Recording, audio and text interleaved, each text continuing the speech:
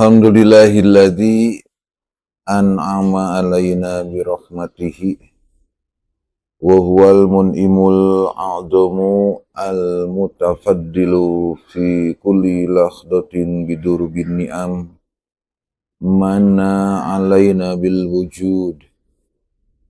Ashhadu an la ilaha illallahu wa ashhadu anna Muhammadan abduhu wa rasuluhu amma ba'du. Qala Allahu ta'ala fil Qur'anil Karim, A'udzu billahi minasy syaithanir rajim. Wa ma umiru illa liya'budullaha mukhlishina lahud-din hunafa wa yuqimus salata wa yutuz zakata wa dzalika dinul qayyimah. Surat Al-Bayyinah ayat kelima.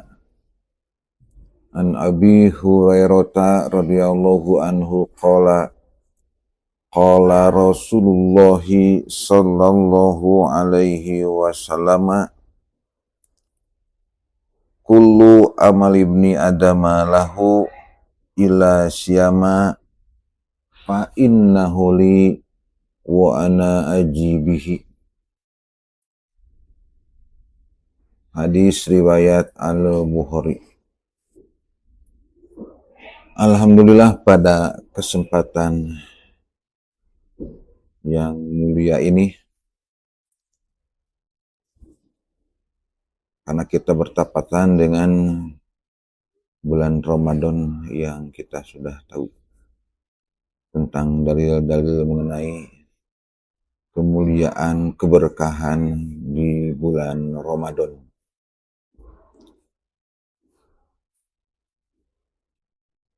Dan bersyukur bahwa kita sebagai hamba Allah yang pada dasarnya kita adalah al-hayawanu, bersyukur bahwa kita diberi akal untuk membedakan dengan al-hayawanu, hewan-hewan yang lainnya. Karena manusia juga hewan, sama dengan kuda, dengan babi, dengan seekor anjing. Yang membedakan kita dengan hewan yang lainnya, dengan anjing, babi, kucing, dan lain-lain, hanya kita diberi akal. Selayaknya kita dengan akal itu dapat membedakan mana hak, mana batal, mana sunnah, mana bid'ah, mana haram, mana halal. Kalaulah kita sebagai manusia tidak menggunakan akal kita di jalan yang diridhoi oleh Allah Subhanahu wa taala, maka kaul atau sabda yang sama semenjak Nabi Adam sampai Nabi Muhammad sallallahu alaihi wasallam, sabda yang sama ialah wa idlam tastahi fasna ma syi'ta. Jika kalian sudah tidak punya malu, maka kerjakan sekehendak kalian. Itu menunjukkan perbedaan antara hewan al-insan dengan hewan-hewan yang lainnya. Jika tidak menggunakan akal di jalan Allah, maka kehidupan kita tidak beda dengan hewan-hewan yang lainnya. Harus ingat barang-barang yang kita pakai, seperti diantaranya kebutuhan sehari-hari, bisa beras, bisa minyak, bisa sabun, bisa odol. Ketika benda-benda itu tidak dipakai, maka benda-benda itu akan awet. Seperti kita lihat di toko-toko, barang-barang seperti sabun, odol, dan lain-lain, Ketika tidak terjual, maka mereka masih ada di etalase. Kemudian kita beli, kita pakai, maka barang-barang itu otomatis hilang. Kembali kepada al-umur, umur yang kita pakai, pemberian dari Allah sebagai Khalik kepada kita, makhluknya yang sangat lemah, sangat laib, sangat layin, ataupun doib. Umur itu dipakai, tidak dipakai itu akan habis. Ketika umur kita dipakai ibadah itu pasti habis. Ataupun umur kita tidak dipakai ibadah itu akan habis. Jadi umur dipakai, tidak dipakai akan habis. Karena akan habis dan umur akan dipertanggungjawabkan, maka di setiap langkah kita, khususnya di dalam ibadah, maka kita mengembalikan kepada sunnah atau mengembalikan kepada Al-Quran dan Al-Hadis, karena umur kita akan dipertanggungjawabkan. Orang yang sekarang tidak saum itu pasti akan habis umurnya. Cuman dia habis umur ketika sedang maksiat kepada Allah. Orang yang bahil, orang yang derma pasti umurnya akan habis. Hanya yang beda penghisaban di sisi Allah, antara penghisaban yang buruk dan penghisaban yang baik, antara kanan dan kiri, antara surga dan neraka.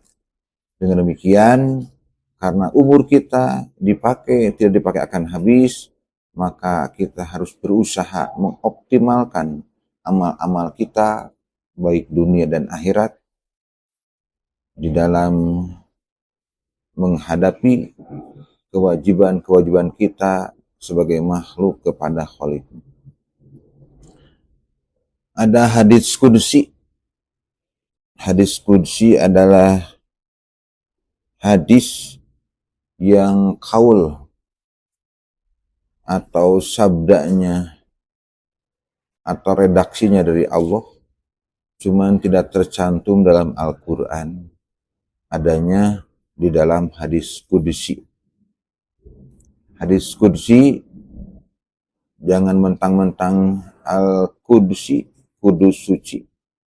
Sama saja, karena itu hadis ada yang sahih, ada yang dhaif. Kita ambil hadis qudsi dari sahabat Abu Hurairah yang mukharijnya Bukhari.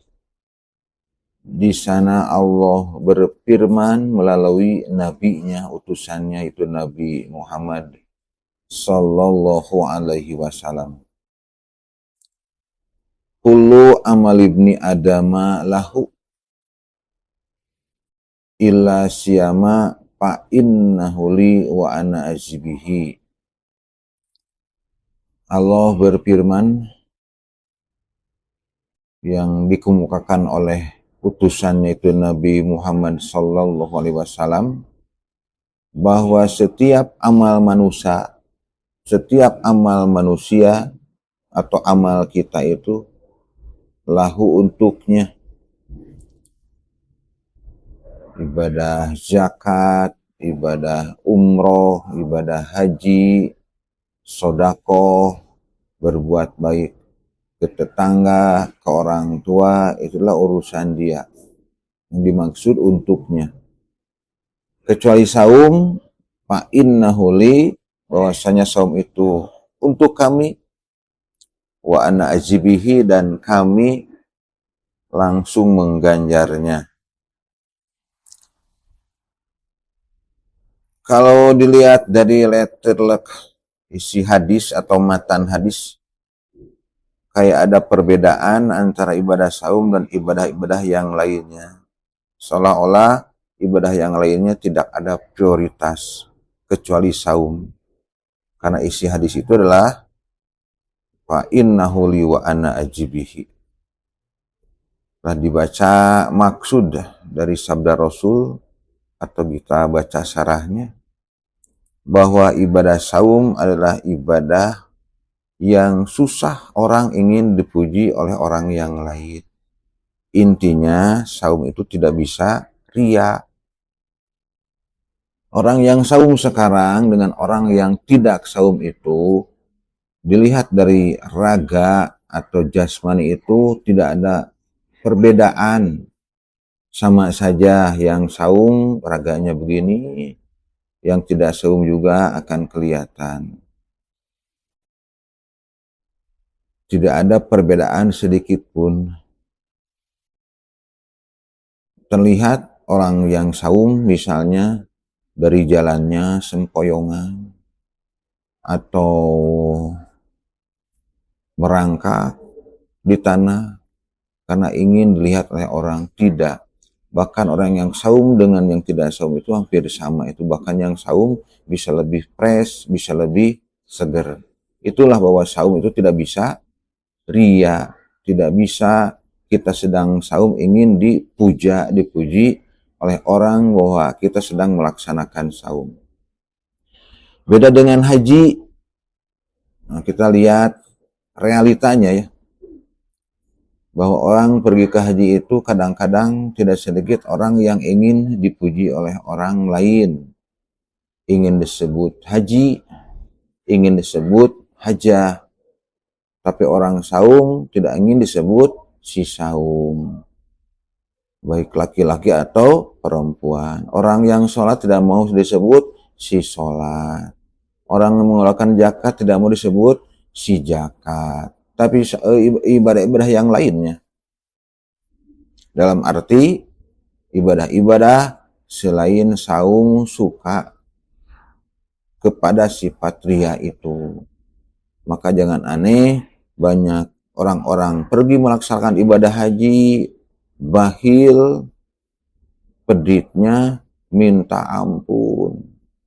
Segala sesuatu, obrolan ketika di rumah itu kepada anak-anaknya, awas nah, jangan motor kamu dipinjam-pinjam sama orang nanti cepat rusak. Itu pada dia haji itu. Kelihatan hajinya itu hanya ingin dipanggil orang bapak haji dan ibu haji. Sementara rukun Islam ada 5, bukan hanya ibadah haji saja. Tapi kenapa ibadah haji itu ingin disebut haji? Karena mengeluarkan dana yang banyak, ongkos yang banyak. Jadi sayang kalau tidak disebut haji, dia telah mengeluarkan ongkos yang banyak. Bisa menjual kebun, menjual tanah. Jadi kalau dia pulang dari haji, tidak disebut haji, wah sayang sekali uang kita itu sia-sia. Itulah haji, suka kena kepada ria. Tidak sedikit orang sekarang yang ibadah haji dengan dana dari setan, dana talang. Umroh, saking ingin pergi umroh sampai pakai ongkos dari setan. Pulang dari haji, bayar utang kepada setan. Tuh, lihat umroh itu ingin dipuji oleh orang bahwa kita telah melaksanakan umroh.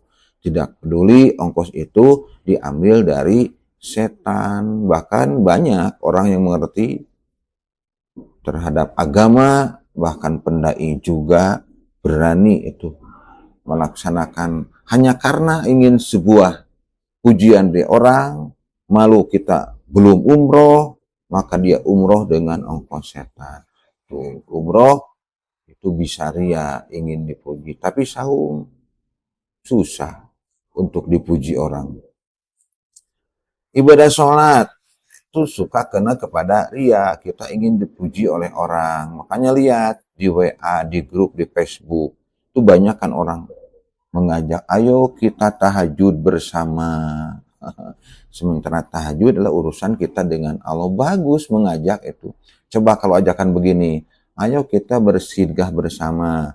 Ini saya yang mulai di bulan Ramadan ini sedekah 50.000, nggak ada itu. Ibadah tahajud sunat, ibadah duha sunat, tapi memproklamirkan diri bahwa kita mengajak tahajud. Belum tentu dia tahajud. Mungkin dia kayak calo, nyuruh orang pergi ke Bandung, dia diam di Banjaran. Atau nyuruh orang pergi ke Banjaran, dia diam di Tegalega Bandung. Bisa saja dia hanya bikin status itu, ayo kita tahajud. Padahal dia udah itu tidur sangat pulas. Tuh lihat, sholat itu suka kena kepada sifat ingin dipuja, dipuji oleh orang itu. Begitupun sodako sama itu. Kadang-kadang kalau tidak pakai video dipublikasikan itu enggan sekali untuk bersedekah. Tapi kalau ada video, ada publikasi, dia berusaha bersedekah sebanyak mungkin. Seperti yang kemarin pejabat-pejabat yang jadi stres karena sodakohnya yang dia bilang dulu sodakoh ke masjid itu diambil lagi karena dia tidak lolos dalam pemilihan pilpres atau sebagai caleg. Dia kan riak dulu, ini nyumbang untuk masjid. Kelihatan dia riaknya ketika dia tidak lolos, maka dia stres, maka sodakohnya dipandang ingin dipuji orang bahwa kita suka sedekah. Itulah bahwa saum susah ingin pujinya, tapi ibadah yang lain kadang-kadang orang di hadapan orang sholat begitu khusyuknya, gerakan begitu tu'maninahnya, tapi ketika sendiri di kamar lain dengan ketika dia sholat di hadapan guru, di hadapan teman, atau di hadapan yang lainnya. Dengan demikian bahwa kita ibadah harus ikhlas seperti Allah berfirman di dalam surat Al-Bayyinah ayat kelima, bahwa tidak semata-mata mereka disuruh beribadah kecuali mengikhlaskan dirinya, mengikhlaskan kepada Allah agamanya, dalam artian ibadah itu harus murni, jangan ada sifat ria, jangan ada sifat pelit. Kalau sholat jangan ada sifat-sifat yang merusak sholat, seperti sholat tergesa-gesa, apalagi sholat sekarang sudah rahasia umum ya, 23 rakaat, volume waktunya cuma 7 menit. Kalau 11 rakaat, 3 menit setengah. Kalau 4 rakaat, nah berapa menit? Kalau tidak sholat, ya sudah celaka sama dengan tidak sholat. Itu gambaran-gambaran kalau ibadah kita tidak murni. Kalau ibadah murni, tidak akan ada alasan mengeluarkan dalih, tapi akan mengeluarkan dalil. Dalih itu seperti banyak orang ungkapan memang ini tidak ada dari Rasulnya. Seperti dalam akad nikah. Kan mereka suka ada istighfar 3 kali. Mereka tahu ini tidak ada dalilnya dari Rasul, tapi ini kan bagus. Nah itulah kalau ibadah tidak murni. Jadi akal mengikut sertakan dengan aturan, mengiltibaskan, mencampur adukan dengan Allah dan Rasulnya. Berarti kalau Rasul tidak mengajarkan, kemudian ada kalimat yang bahwa ini baik, berarti dia menuduh Allah dan Rasulnya adalah jelek. Jadi bukan dosa yang kecil. Karena kenapa? Ibadahnya tidak murni. Atau tidak banyak alasan, kalau kita tidak begini, kita tidak akan begitu. Makanya saya ngambil uang dari setan, dari riba, karena butuh untuk rumah. Kita gadekan SK, PNS itu biar kebeli rumah, beli motor. Tidak akan kalau ibadahnya murni. Itulah kalau ibadah tidak murni, pasti banyak bisikan-bisikan setan, baik dalam ibadah sehari-hari ataupun dalam apa yang masuk ke dalam perutnya. Kita banyak realitanya orang beralasan karena dia tidak murni. Karena tidak murni, dia tidak akan menerima kalau orang menasihati dia. Bahkan sebaliknya, dia akan benci, menghasut. Padahal secara tidak langsung dia telah benci kepada siapa? Kepada Allah dan Rasulnya. Baik itu ustadz, ataupun bukan ustadz, ataupun pendai. Kalau benci kepada orang yang menerangkan betul-betul dari Al-Quran, contohnya riba, berarti dia telah benci kepada Allah dan Rasulnya. Dan benci kepada Allah dan Rasulnya adalah termasuk dosa-dosa al-kabairo, dosa-dosa yang besar. Sekian, mudah-mudahan di bulan suci Ramadan ini kita mendapatkan beberapa hikmah, kemudian rahmat dari Allah, ampunan dari Allah, khususnya kita dan umumnya yang lain.